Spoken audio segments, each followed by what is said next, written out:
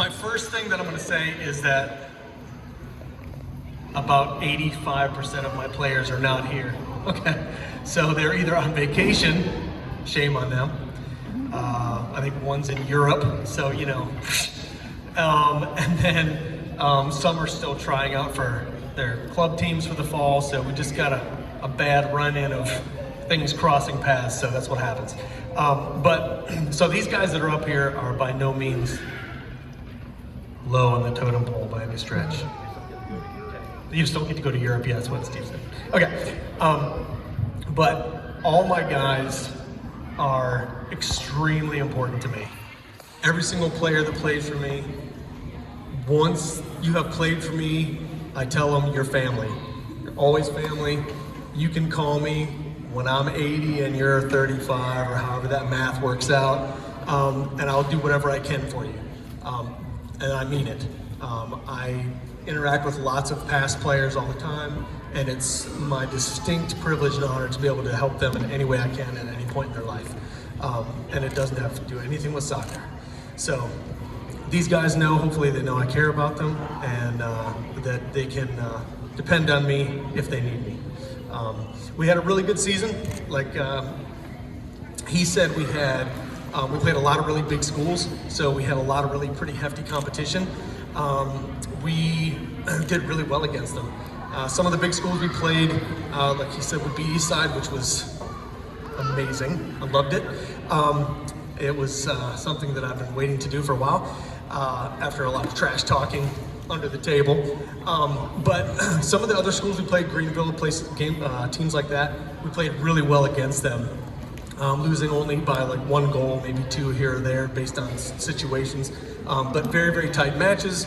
We performed really well, and we were a very tight-knit group, and we really worked well with each other. So it was really impressive for me to see how these guys came together this year and the way they played with each other so effectively. So it was really fun for me, and I enjoy, all these guys are great kids. They really are. Parents, you should be very proud of the young men that you have raised, at least to this point. I have a lot, I think 9 graduating? 8 graduate this year, so that's a big loss for us as a team. But it was really cool to see how some of the older players and some of the newer players worked well. Some of the players that came up off of JV, it was really good to see. And their testimony on the field, every single team that we played, it was a pleasure for them. The coaches always said, hey, your team was great. It's so nice to play a team that there's no drama.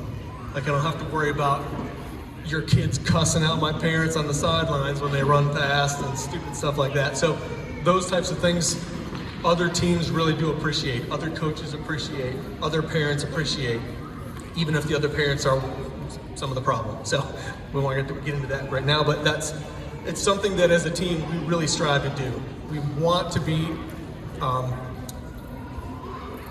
representative of Christ when we're on the field. We want to respect our opponents, respect the referees, and these boys do a great job of doing that. And they have done really, really well at representing this organization on the field and off. What I'd like to do is this, I'm gonna go ahead and just talk for a second about my captains, neither of which are here. But they'll see this video, so I gotta do something though. Sorry, I can't read with those on. So my 2 captains this year were Reed Bergen and Luke Provenzano. Both of my captains led with passion, professionalism, and drive. They led practice sessions for me in my absence, which was amazing. I loved it. Heath was there kind of overseeing a little bit, but the sessions went really well. They led strongly, and I was very appreciative of that. They advised guest coaches under a couple situations when I needed someone to cover for me. They kept our players accountable. They kept our team motivated. They had excellent communication with me. They reinforced my expectations for the team, and they led by example.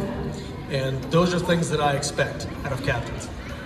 They did a very good job. I was super proud of them this year for that. And so I hope you guys can give them a round of applause. I know they're not here, but if you could do that, that'd be great. I appreciate it.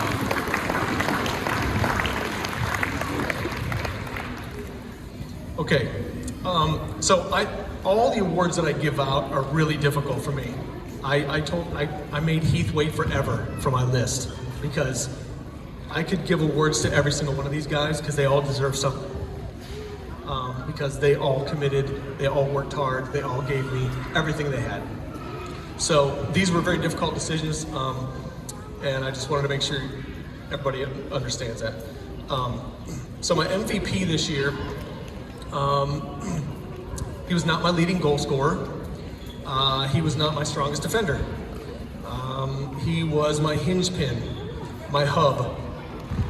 In the middle of a game, transition is key, and how it's managed is an art form. And this player is quite the painter when it comes to that. He played just about every minute of every match. He was my maestro on the field. And this year's MVP is Reed Bergen.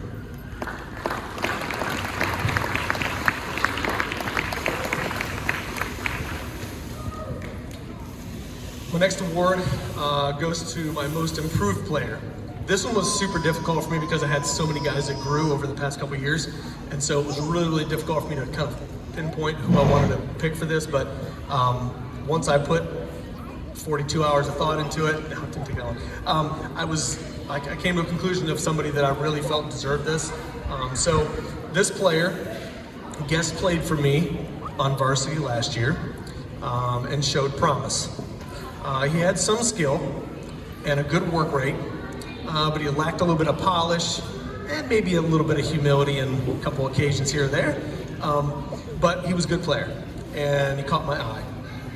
This season he stepped into a varsity role. He stepped into a very stacked midfield and grew almost immediately when presented with the challenge of playing time, getting in the mix, making sure that he was covering the ground he needed to, making the right decisions. I really saw him grow a lot. His control, his patience on the ball, his distribution, all those things were on point. He did a great job, and I just watched him grow immensely. So I can only imagine what he'll do next year. This year, my most improved player is Colin Ferrer.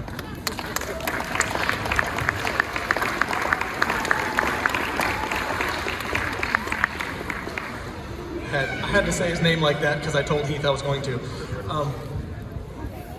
So I added an award this year that was a little different, but this came as a revelation to me when I was starting to think through how this team performed and what we did. So I added a most dependable player award. And the reason for this is not every position ends up getting recognized for one reason or the other. But sometimes a specific position gets so much accolades from outside of the team directly, from other coaches, other players on opposing teams, from people watching that come to talk to me after the match. And I did not have any type of a stop in the accolades I got for the two guys that I'm going to give this to. So my most dependable players, I've been coaching, so I'll explain this. I've been coaching for 25 years, and I've coached a lot of defenders, okay? A lot of defenders over the years, and finding a center back pairing that plays really, really well together. They're intuitive, they move fluidly within each other's positions, they overlap each other, they control the ball, they step into difficult situations, they lead from the back. All those things are things that are golden to a coach when he finds center backs like that. So this year, my most dependable players award goes to Rivers Hamilton and Cadman Covington.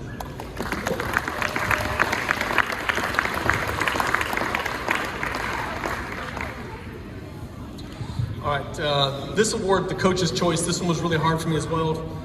Coach's Choice is never easy, as the other coaches have said. It's really difficult because you're picking somebody for things that are intangibles mostly. Okay, that's the things that I look for. I look for the things that that aren't just what they do on the field, how they carry themselves, their testimony on the field. Do they follow directions? Do they do what I ask them to? You know, just so many things. Pliability. Those are all things that I look for. So this player is super pliable. He always did what I asked him to do, no matter what it was. He would always do whatever it was, no matter what it was. And I asked him to do some interesting things over the season. But he always did everything with a smile on his face and gratitude. Okay, gratitude for the playing time. He didn't always get all the playing time that he wanted. He doesn't always, or that he deserved even. He didn't always get to play the positions he wanted to play every time. But when I put him on the field, he did it with passion and he did it with heart. And so this year, my Coach's Choice Award goes to Briggs Riddle. No one is here. Sorry, guys. So that's the only thing I have left is my Golden Boot, and my Golden Boot award this year was a tight race. I had, thank you for the cheering. They're excited. So I had two players that were neck and neck throughout the season, back and forth, back and forth, back and forth. And it came down to the very last game, and they were tied. I'll try to speak between the beeps. I think they were tied on goals until the very last match, and one couldn't play. So the other one was working his tail off to score to try to beat him, and he did, and it was an interesting exchange after the game. But they had fun with it, so it ended up being good. But my Golden Boot this year goes to Nate King, and Nate's not here either. But so these guys, goodness. Okay, so these guys, all my players, played so well, and I'm just so proud of all of them. And I love them, and parents, please be proud of these guys. Oh, and parents, I want to thank you all as well, because I know not everyone's here, but my parents have stepped up in ways that I am super appreciative of.